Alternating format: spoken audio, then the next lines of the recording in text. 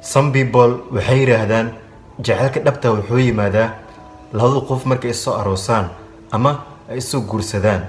Some people waxay yiraahdaan jacaylku wuxuu yimaadaa labada qof ee haasabaha ka dhaxeeya markii uu xiriirkooda jacayl oo in muddo uu socdo.